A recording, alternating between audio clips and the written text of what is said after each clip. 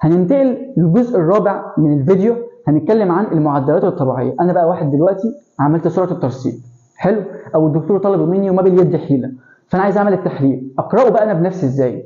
بص يا سيدي، ان سرعه الترسيب للناس اللي تحت سن ال 50 سنه لو هم رجاله فهو من 0 ل 15، حلو، ولو هم ستات فهو من 0 ل 20. وبالنسبه للناس اللي فوق ال 50 سنه لو هم رجاله من 0 ل 20، ولو هم ستات من 0 ل 30. وبالنسبه للاطفال لحد سن البلوغ من 0 ل 13، وبالنسبه للبيبي من 0 ل 2. حلو كده؟ يعني انا واحد عملت سرعه ترسيب طلع معايا 30، طب انا عندي كام سنه؟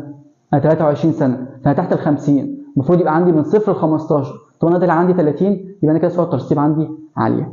بسبب ايه؟ اشوف بقى. طب بالنسبه لمشاكل الكبد، الكبد ممكن يصيبه او يبقى فيه حاجه من الاثنين، يا اما الكبد يبقى فيه تشمع او فشل، وظائفه بتقل، مش قادر يطلع انزيمات، مش قادر يطلع البروتينات بتاعته اللي منها الفايبرينوجين، فبالتالي سرعه الترسيب هتقل لان نسبه الفايبرينوجين هتقل.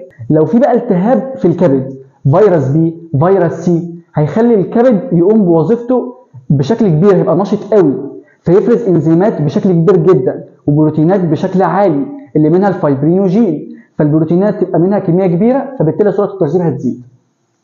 حلو كده؟ فبالتالي عشان كده قلنا ان ممكن مشاكل في الكبد تقلل سرعه الترسيب، ومشاكل في الكبد برضه ممكن تزود سرعه الترسيب على حسب حاله الكبد.